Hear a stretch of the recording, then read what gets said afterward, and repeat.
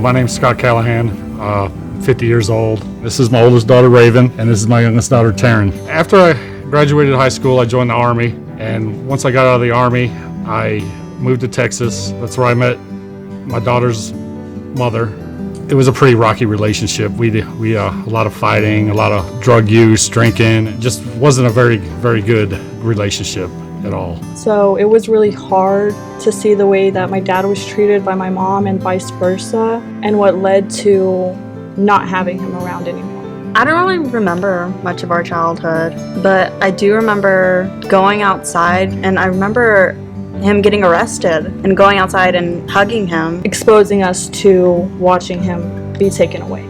I spent a lot of time in jail when they were growing up. So after about 15 years of in and out of jail, being in the girl's life, then not being in their life, and just struggling to figure out how to do anything, I just knew that I needed something different. At first, I really didn't know what to expect. Seeing all the other guys there, just realizing that I'm not the only one that went through stuff like this, and through Jesus, they found a new and better way to live life.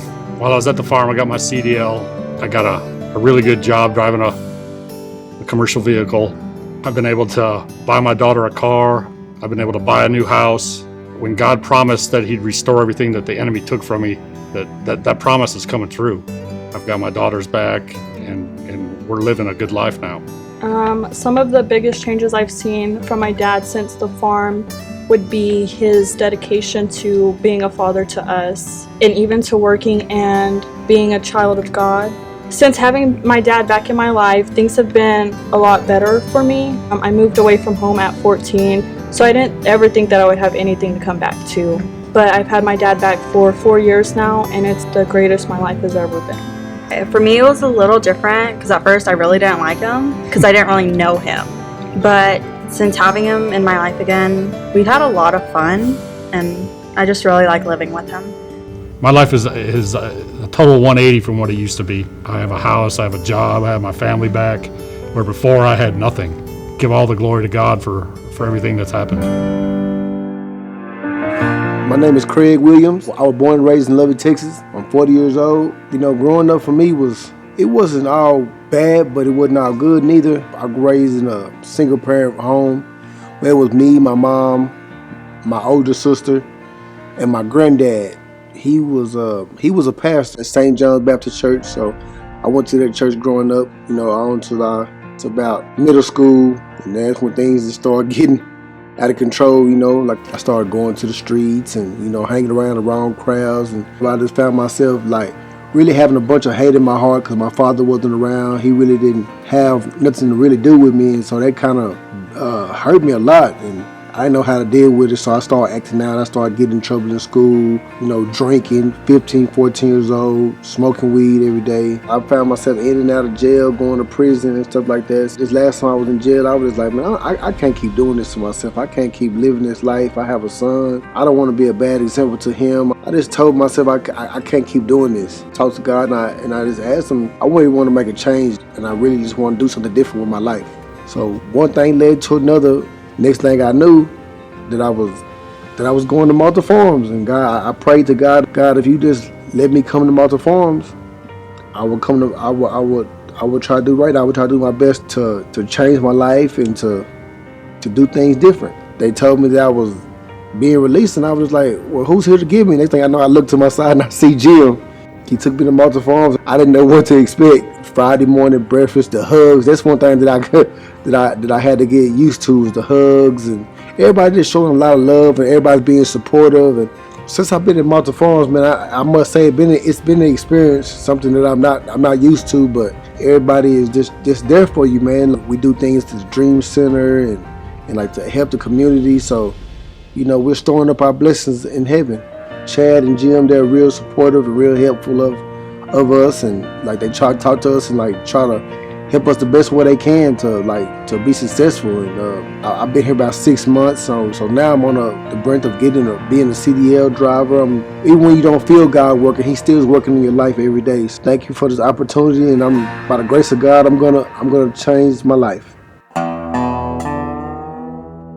I'm Jeff. I came to Malta Farms in August of 2020. I was struggling with alcohol and just kind of found my way here through some help from some family and friends, and I spent my 6 months here in the program, and when I got 6 months I went back to truck driving over the road, and I'd be gone 3 or 4 weeks and come back here for my days off. And eventually I quit driving so much over the road. Chad and the guys made me an apartment out here, so I just kind of help around here and run the guys where they need to go. While I was in the program here, I learned a few things. I came here with the knowledge of Jesus, but I did not have a relationship with Jesus or God. And with the program, the criteria we used, it brought me closer in, and I know now that I'm forgiven and I don't have to look back and worry about everything I've made mistakes in or things that have happened to me in the past, and I really don't need alcohol to drown that out. I realized that alcohol was not my identity. My identity is in Jesus Christ, and that's where I'm headed now. I'm just getting involved in church and trying to serve the Lord more. And on Friday mornings, all the guys come out from Lubbock to just kind of support us, support the farm, and they love on us and just give us good words of encouragement, tell us how proud they are of us. Jim is always there to running around and just involved in everything and helping everybody do whatever needs to do, and teaching classes and running guys around. And Chad always there to guide me if I need guidance, or to go love on me and just hug me and take me in and just make me feel like a part of his family. Right after I got here, I'd been here a couple of months, and I was working with Jim on a remodeling, and he accidentally cut his arm pretty deep, and so he had to go to the ER to take care of his arm, and I decided to stop off at a convenience store, get a beer or two, and I thought I got away with it, but I got caught. I should have been kicked out, but the guys that were in the dorm with me wondered if they could have a vote in it. They told them if anybody voted no, one person, I'd be kicked out, but all the guys voted to keep me here. And since then, I've reconnected with my son and my daughter and my grandkids, and I've seen a lot of miracles happen here since I've been here the last 6 years or so. I feel like when I come here, I'm on holy ground, and it's just a wonderful place, and thank y'all very much for being here. My name is David Park. I know Jeff Whitaker, who's one of the board members at Malta. Met him over coffee for several months at Market Street. One day he said, "Why don't you go out to Malta Farms?" And I said, "What's Malta Farms?" My wife and I came out. It was early dedication to the dorm. Guys hadn't moved into this wonderful facility yet, but we came out and met Chad and met some of the guys, saw what Malta was about, and then I came back out of curiosity probably 6 months, 7 months later. It was a place where I knew God was at work. A little teaching here, a lot of encouragement. I love these guys. I love this place. I know this place is ordained. I think we just celebrated our 25th anniversary. And God sustains what God does, and He has sustained Malta Farms in amazing ways. I always enjoyed Chad and sometimes other speakers, but Chad because of his open honesty. I find Chad to be a man of simplicity in his faith. He never takes credit. God always gets the credit, as He always should, because it is God ordained. This place, these people, this ministry, God ordained. I'll always remember breakfast just interacting with different men from all over the community, as well as the men that are in the program here. I can't say it enough. It's an amazing place because it's God's place. It's God's ministry. It's God's work. And I am so privileged to be a tiny, tiny part of it. When a man needs encouragement and God gives me that understanding, I do the best He can through me and in me to come up side of a brother and to say, hey, it's all right. It's going to be all right. This is a battle we're in. Finding and following Jesus is a battle.